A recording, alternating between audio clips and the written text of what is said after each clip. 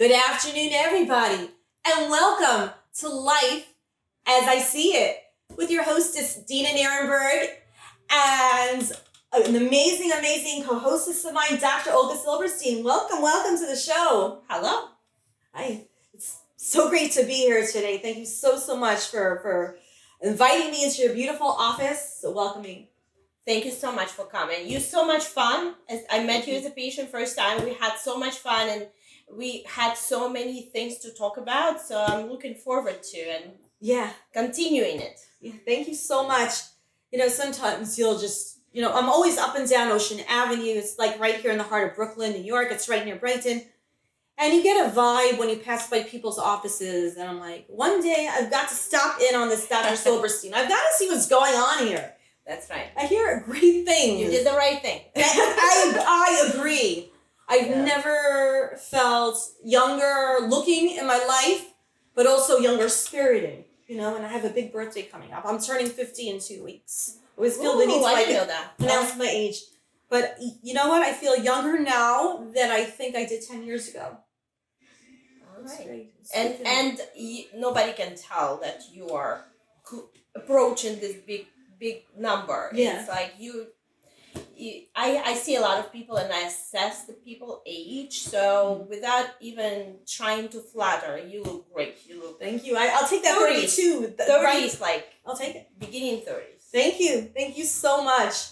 And it's not about being youthful. It's not about our age, our actual age, biological age. It's how young we feel.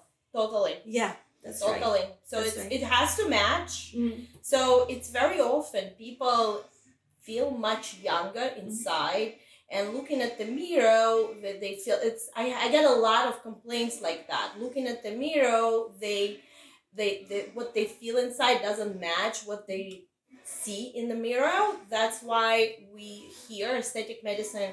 I'm practicing non-surgical aesthetic medicine or cosmetic dermatology. Or together with plastic surgery, we're trying to make people happier in a way and make people younger. So it's what they feel inside match what they see in the mirror. Yeah, because inside of myself, I feel like a 17-year-old, and it never stopped. When I was 17, when I was 5, I felt 17. When I was 17, I felt 17. Now that I'm almost 50, I still feel 17. Like, I want something that can come close to that. I don't have to look 17, but I want to come close to that. I don't want to look in the mirror and see some, hunched over old woman with, very, very deep wrinkles and all jowly and all lined here. I want to look as good as I feel inside. Absolutely. And it's a true story. I have one woman, she's 80 years old. And whenever she comes in, she says, I feel still 18. This is my age. This is my true age. And I just read a research that a lot of people feel themselves much younger than their age. And they said that it's usually, we have biological age, right? Sure. So biological age very often does not match our chronological age. And it's very often that our biological age actually matches what we feel inside, how old we are. Mm-hmm. So by helping people look younger, actually it's another paper came out that it's very interesting, but people looking younger, they act younger. They live a younger, more active life. So this, I feel it's very, very important because the younger we look, the happier we are. So we live actually happier and more productive life. That's right. This way. That's right. Money well spent. Definitely money well spent.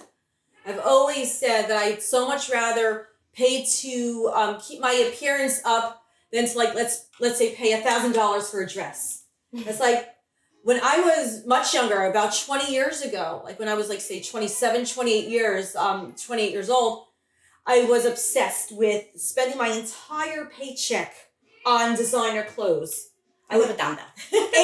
$800 on dresses. And I'm all like, where are those dresses now? Now I'm happy spending $100 on a dress, but then putting the big investment into my face.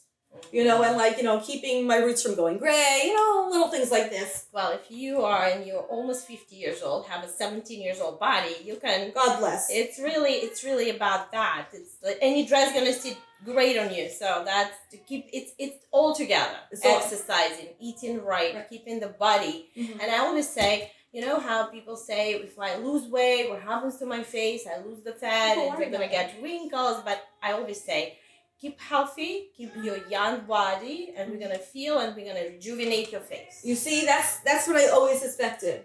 I know a lot of people who've needed to lose a lot of weight, and they say, but if I'm gonna lose, let's say 50, 100 pounds, my face is gonna look like this. I'm like, that can't be right. That cannot be right. But now I know, talking to you, that you can lose that kind of weight and then come to the specialist and have everything uplifted Absolutely. And taken away and Kybella and this and this. Yeah. Yeah. So the health first, Mm-hmm. and then Health first, and then we'll take care of whatever wrinkles or we need to take care of. Yeah. Feeling. Oh, I'm very, very, very big fan of that. And I even knew 40 years ago, let's say in the 80s, the only thing you could do if you didn't like your appearance, there were two things you could do. You could either get a tummy tuck if you didn't like your body, which is very, very dangerous, very risky, or you could get a whole big facelift and not recognize yourself. And I always said 40 years ago, look, I know that technology is going to come a long way. In what ways, I don't yet know, but it will.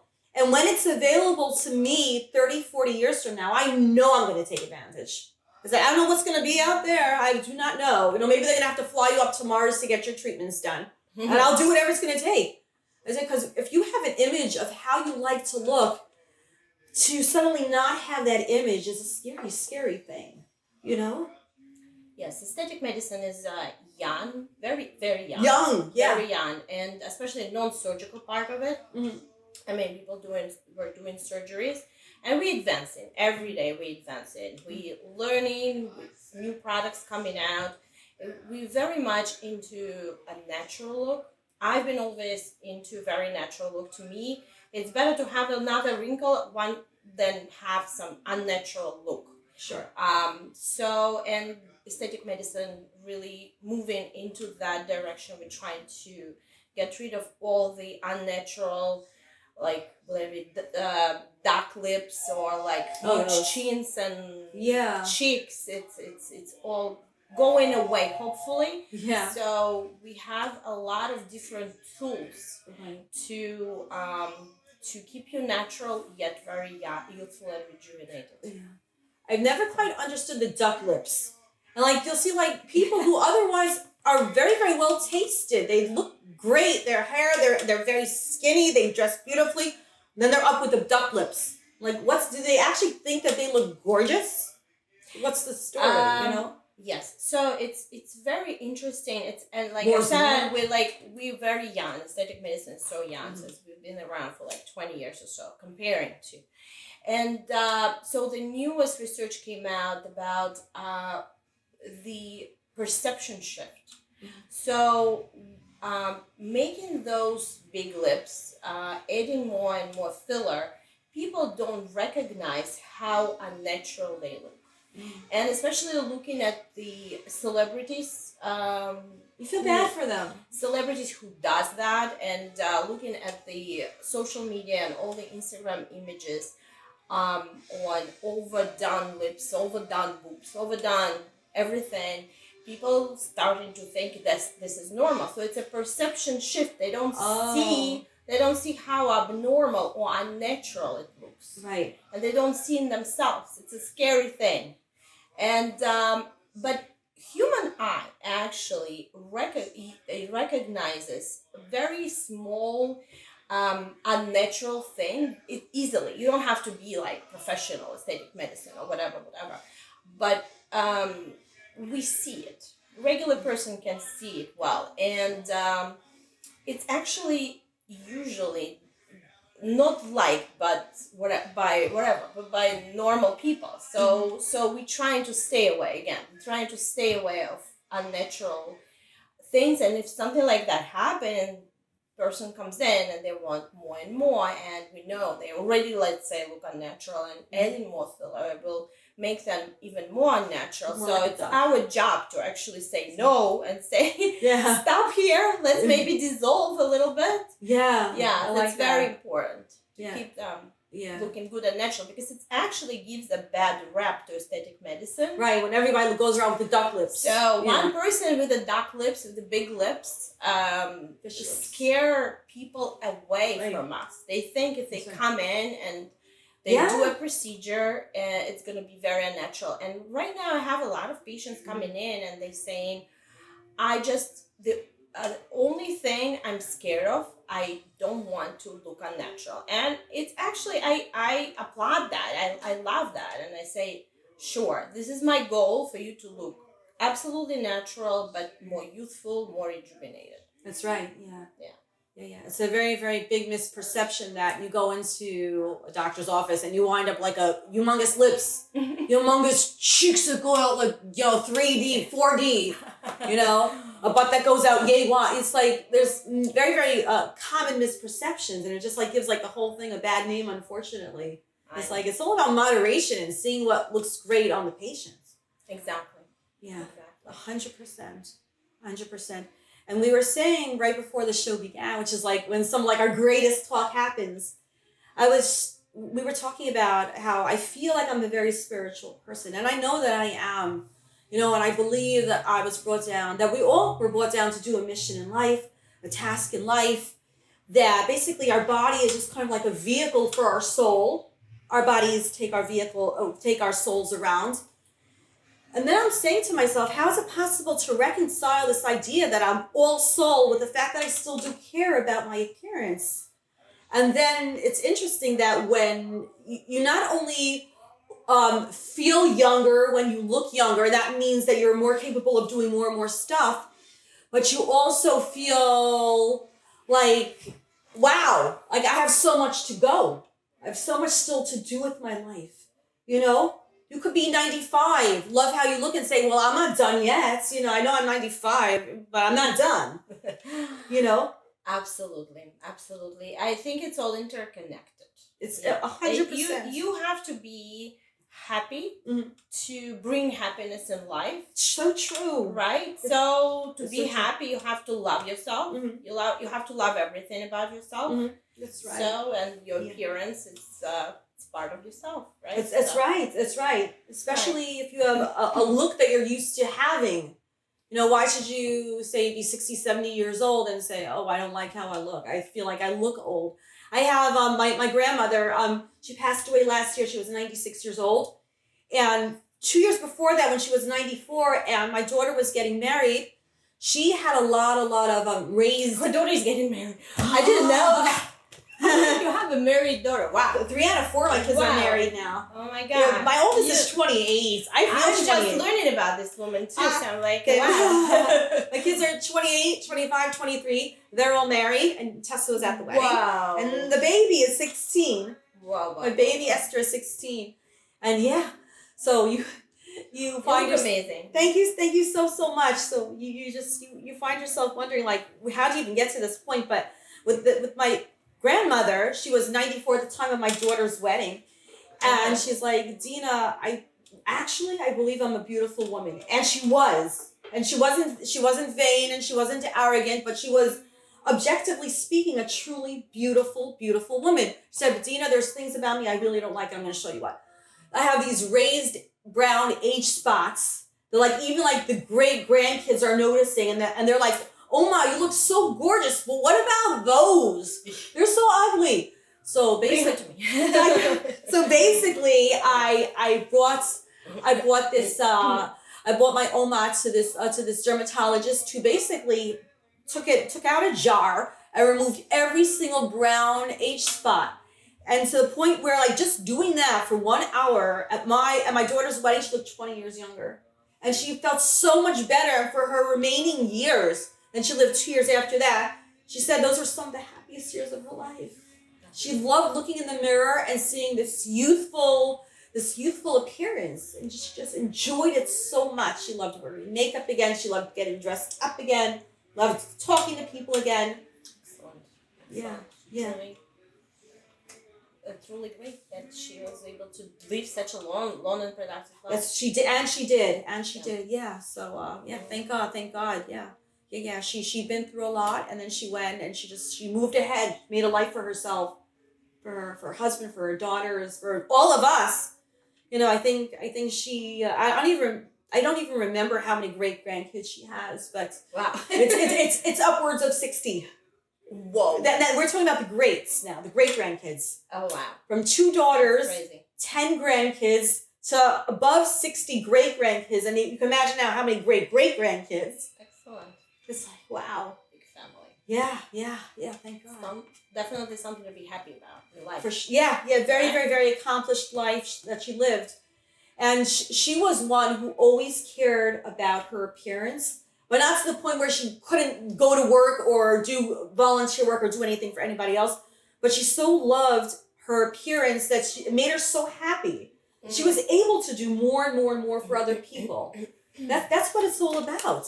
Right. I'm not one of these people who says, "Oh, Mom, I'm going to spend my entire day shopping." There are days it would appear that that's what I did that day. I shopped yesterday. I shopped also again today. But I said, okay, where does it come to an end? And you say, okay, this is what I'm doing for me. I'm here today also. Tomorrow, what will I do for the world? It's about balancing out your life. It's what you'll do for you and what you'll do for everybody. Because we're on this planet to help ourselves out, but also to help out everybody else. It's a mission that's all of humankind has been bestowed upon. I think everybody's different. It's great that you have this mission. Not everybody are the same. I would put it this way, but it's great when we have people like Dina. Thank you. It's excellent. It's while you were talking about how grateful and happy your grandmother was, the other side of it, it's interesting point that in our population of aesthetic patients or cosmetic dermatology, it's a big percentage of people. It's actually from 10 to 15% that can be gorgeous people. Doesn't matter how they look. People who, whatever you do to them, they wouldn't like themselves, and it's a big problem. So it's really doesn't matter how you look. It's different problems. So how you feel inside. It's how you feel inside. Exactly. Then it could be a self-esteem issue as well. Right. Yeah, that's right. So this it's probably not very much interrelated of your objective appearance. Really, it's just how you feel inside. It's what you and I feel like any normal person able to just love themselves, whatever they are. We can improve this and that and make you look younger, but it's just a different side of it that. That's right. Right. Self-esteem. Right. That's right. Mm-hmm. That's right. If you don't love yourself on the inside, then there's nothing that you could do on the outside that can fix that. You know, there are people, and let's say very, very self-conscious about their nose. So yes, helping their nose out will help them to feel more self-esteem if their nose is really, really taking them down, and people are always making rude comments and stuff, and they're always looking in the mirror. They're seeing like this big punching ball for a nose when it's just if a nose. Objectively there is a problem, yes, we're fixing it and they're happy, it's one thing. But the other thing is that it's like a body dysmorphic disorder. Oh, sure. When it's, yes, I teach that all the time. Whatever you do, doesn't matter. They're still going to be preoccupied with certain feature, with like, nose would be one of the most important, skin, hair, that one of the most important problems that they kind of preoccupied, and whatever you do, it doesn't matter. They're still going to be just unhappy. So true. Yeah. When we talk about, you just mentioned body dysmorphic disorder, I'm a psychology professor at Touro College, and I talk a lot about eating disorders. One of the most humongous problems that people with any kind of eating disorder has is that they have body dysmorphic disorder. It might not necessarily be about their nose or about their mouth or about their cheekbones or their eyes, but it's that they'll look in the mirror, they'll see their body totally disproportionate to what it actually is. Right. Like, they'll be looking in the mirror, let's say they're objectively speaking 130 pounds. They see a broken mirror. They see 300 pounds. They see a broken meter. They see 300 pounds. Whereas you're a fraction of that. That's what they see. They see things that don't exist. They hallucinate. I'm not calling them that schizophrenic, but they're seeing that which doesn't exist. It's a true psychiatric It's disorder. a true psychiatric disorder. Yeah. And anyone who's ever had, an eating disorder or who has really, really not liked their appearance, they've had body dysmorphic disorder. Yeah, that's And it's interrelated scary. totally. It's extremely sad when it happens because we're also so much more than our weight. We're so much more than our looks. So it's all about in tandem, balancing everything out, seeing what you need to do. Also seeing where you want to spend your money. It's like before I was talking about how I used to spend $800 on a dress and nothing on my face. But then again, I was also in my 20s and didn't need to spend a dime on my face. Except for the occasional facial because I had the occasional breakout. But now I'm I'd rather have it the opposite way around. I'd rather do anything I can to keep youthful looking while, let's say, spending $100 on a dress. A very wise woman. I agreed. And finally, I finally came to that realization. It's one day I'm realizing, okay, where are those $800 dresses now? It's I bought them 20 years ago. This brand, Chloe, this one. Where are they now? You gave them away years and years and years ago. So that's it. Money. Let's do some money well spent. I'll actually enjoy and will enhance anything I wear. That's right. Yeah, that's right. Your face is the first thing that people see. Your face is for yourself. Your face is also for other people. Absolutely. That's right. And you want people also to take you seriously. And they'll take you more seriously, I believe, if you actually look like you take care of yourself. It's not about looking youthful as much as you look like you care, It's also, the society preoccupied with Youth. youthfulness. Oh my gosh. I have a lot of women who come in and they work with the younger crowd. So they come in, you are a professor and you work with students, but I have a woman who works, she's a architect and she has the whole team who's 30 years old, she's 60. This 60 years old looks like 45 the most. Mm-hmm. She looks great, but she keeps saying, I want to fit in. Right. I want to fit in with them. Sure. And she does, actually. Yeah. So, and it's interesting, a lot of professionals, financial IT world. My husband is a IT guy, so he says that a lot of young people coming in, and of course they're well trained and all, and I want to fit in. so that's why we're here. Yeah. Oh, thank you. It's so true. Yeah. It's I go to work and I teach basically 20-year-olds. And I want to be taken seriously. Now, if they're going to come and see this old lady who doesn't seem to care a thing about herself, I'm going to be like a laughing stock behind their backs. Behind my back, I'm going to be a laughing stock. But if I'm going to come in, and even if I pronounce my age loud and clear, but what they see is a 35-year-old, I will be treated differently, and I feel like I am. They have no clue how old I am. I usually don't wear a t-shirt that says, hey, I'm turning 50 now, But they see somebody who looks youthful, who acts youthful, and because of that, I generally get taken pretty seriously. And I like the fact that they also feel like they can look up to me as not just a professor, but also as like a type of a sort of a style icon / psychologist type who gets it. Absolutely. Why should they take advice from a 100-year-old?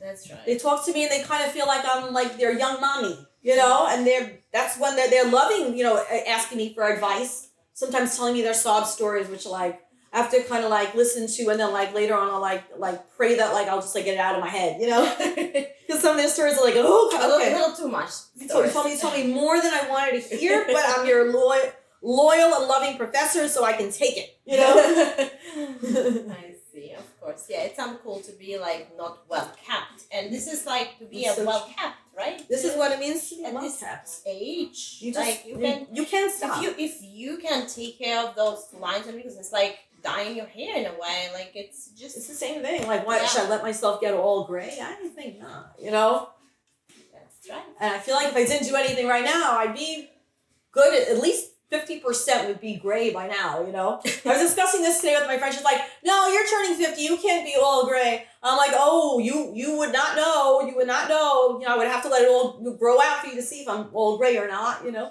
Like, I have no intention of letting it happen. That's